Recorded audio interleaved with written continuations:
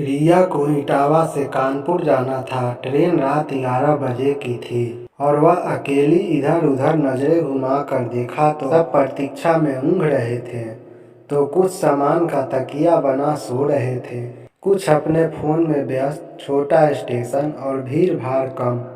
रिया को अकेले होने के कारण बेचैनी सी थी। कुछ गरीबों की असियाना प्लेटफॉर्म, कंबल में लिपटे गरीब लोग।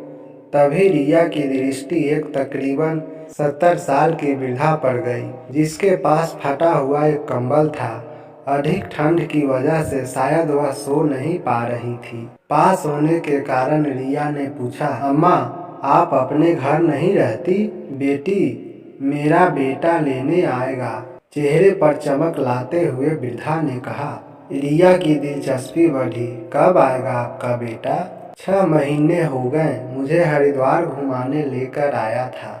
यहाँ बैठाकर कह गया था कि वह चाय लेकर आता है।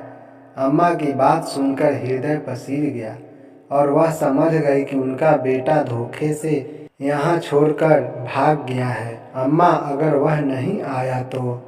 नहीं बेटी, वह जरूर आएगा।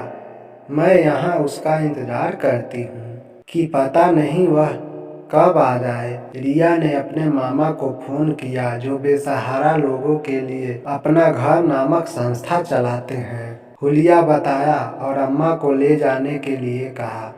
अम्मा, आपका बेटे से मिलाने अंकल आएंगे, आप उनके साथ चली जाना। अम्मा के बहते आंसुओं में बेटे के प्रति वात्सल्य उमड़ रहा था और रिया कलयुगी बेटे के विषय में सोच रही थी कि उसकी ट्रेन आ गई।